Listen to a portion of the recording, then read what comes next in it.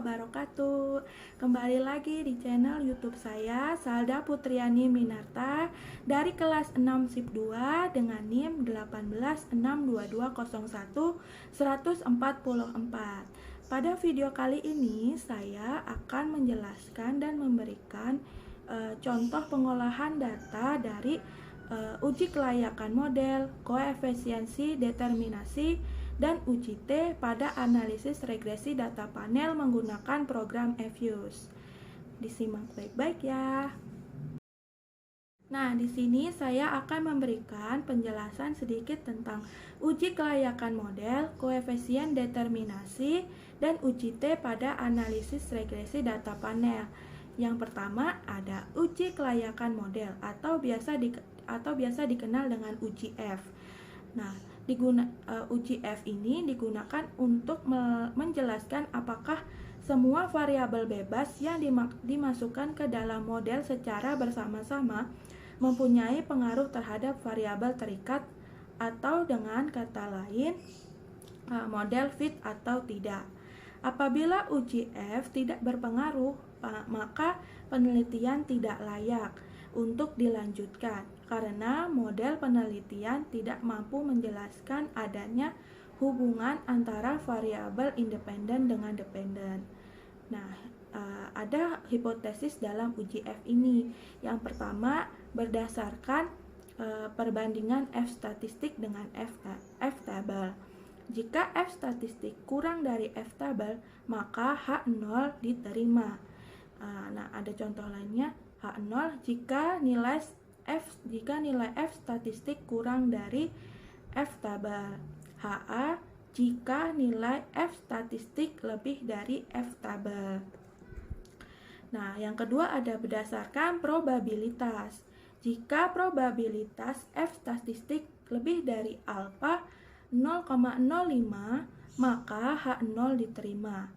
Atau H0 jika nilai probabilitas F statistik lebih dari alfa 0,05 jika nilai probabilitas F statistik kurang dari alfa 0,05. Nah, ada yang kedua ada koefisien determinasi. Hasil dari koefisien determinasi menjelaskan seberapa jauh kemampuan model regresi dalam menerangkan variasi variabel bebas mempengaruhi variabel terikat. Semakin besar hasil R-square, maka semakin baik karena hal ini mengidentifikasi semakin baik variabel independen dalam menjelaskan variabel dependen. Nilai R-square berada antara 0 sampai 1 dengan penjelasan sebagai berikut. Nilai R-square harus berkisar 0 sampai 1. Jika nilai R-square sama dengan 1, berarti naik atau turunnya variabel terikat atau variabel Y 100% dipengaruhi oleh variabel bebas atau variabel X. Jika nilai R-square sama dengan 0, berarti tidak ada hubungannya sama sekali antara variabel independen terhadap variabel. Nah, yang selanjutnya yang ketiga ada uji T. Hasil uji T menjelaskan signifikasi pengaruh variabel bebas secara parsial terhadap variabel terikat. Hipotesis dalam uji T sebagai berikut. Yang pertama ada berdasarkan perbandingan statistik dengan T tabel. Jika nilai T statistik kurang dari T tabel, maka H0 diterima. H0 jika nilai T statistik kurang dari T tabel. HA jika nilai T statistik lebih dari T tabel. Nah, yang kedua ada berdasarkan probabilitas. Jika nilai probabilitas lebih dari alfa 0,05, maka H0 diterima. Nah, H0 jika nilai probabilitas lebih dari alfa 0,05. HA jika nilai probabilitas kurang dari alfa 0,05. Selanjutnya, mari kita melakukan uji F, adjusted R-square koefisien determinasi, dan uji T dengan menggunakan program EVIUS. Disimak baik-baik ya. Nah, berikut adalah hasil dari uji F yang menggunakan program EVIUS. Nah, di sini ada output yang menunjukkan bahwa nilai F statistik sebesar 7,562400, sementara didapat nilai F tabel sebesar 2,5583. Dan dengan demikian F statistik 7,562400. Di sini ya teman-teman hasilnya. Nah, F tabel sebesar 2,45583 dan nilai probabilitas F statistik 0,000048. Nah, di sini ada hasilnya ya teman-teman. Kurang dari 0,05, maka dapat disimpulkan bahwa HA diterima. Maka dengan demikian dapat disimpulkan bahwa variabel-variabel independen dalam penelitian ini yang terdiri dari size, ROA, DAR, NPF, dan suku secara bersama-sama memiliki pengaruh terhadap ISR. Nah, selanjutnya saya akan menunjukkan hasil output dari proses adjusted R-square koefisien determinasi. Nah, di sini ada hasilnya. Pada tabel yang ada di layar di atas menunjukkan bahwa nilai adjust R-square sebesar 0,492267, artinya bahwa variasi perubahan naik turunnya ISR dapat dijelaskan oleh size, ROA, DAR, NPF, dan suku sebesar 49,2%. Sementara sisanya yaitu sebesar 50,8% dijelaskan oleh variabel-variabel lain yang tidak diteliti dalam penelitian ini. Nah, selanjutnya saya akan memberikan penjelasan tentang hasil uji T yang ada di layar. Nilai tes statistik ukuran perusahaan atau size sebesar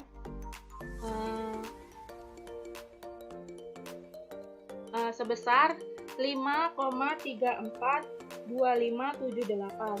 Sementara T-tabel dengan tingkat alfa sama dengan 5%. Nah, selanjutnya didapat nilai T-tabel sebesar 2,02269. Dengan demikian T-statistik size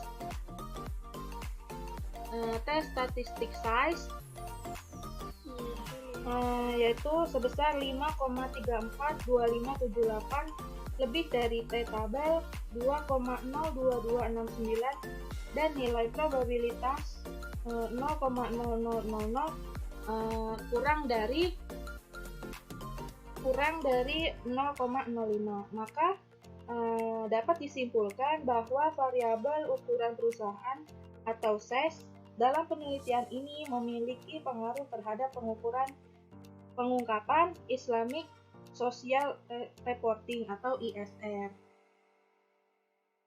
Nah, nilai koefisien regresi variabel size sebesar 0,069.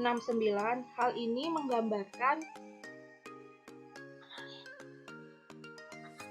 menggambarkan bahwa variabel size berpengaruh positif terhadap ISR.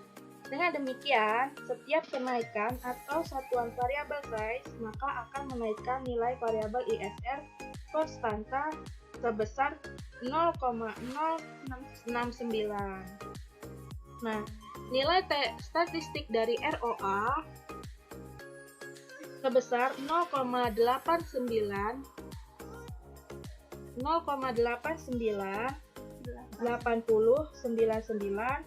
sementara T tabel dengan tingkat A sama dengan A alfa sama dengan 5%, didapat nilai T tabel sebesar 2,02269. Dengan demikian, T statistik ROA sebesar 0,898099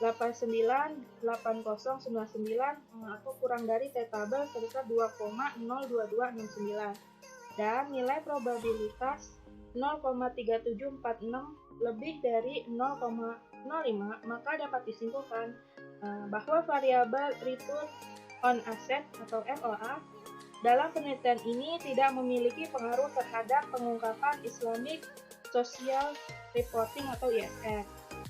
Nah, nilai tes statistik dari DAR sebesar 1,407353, sementara T tabel dengan tingkat A sama dengan 5%, DF kurang N strip K sama dengan 39, didapat nilai T tabel sebesar 2,02269.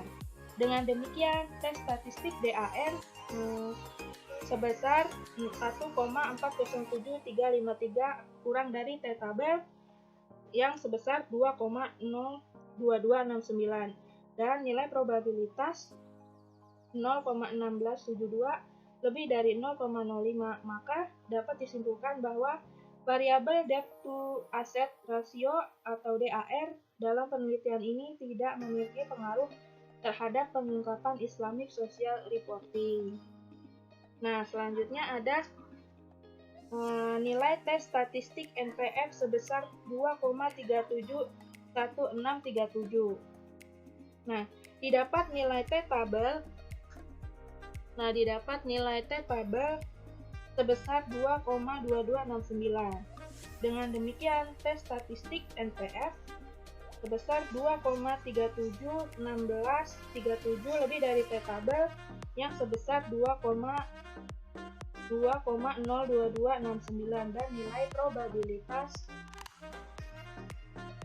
0,0227 kurang dari 0,5, maka dapat disimpulkan bahwa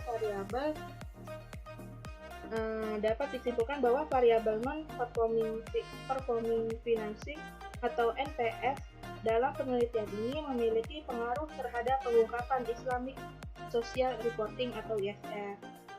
Nah, nilai koefisien regresi pada variabel NPF sebesar minus 0,1907. Hal ini menggambarkan bahwa variabel DAR berpengaruh negatif terhadap ISR.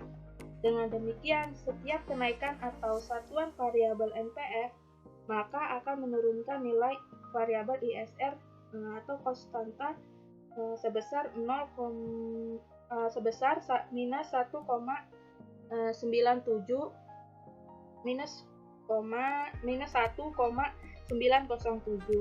Nah, selanjutnya ada nilai tes statistik dari sukuk sebesar 0,386405, didapat nilai T tabel sebesar 2,02269.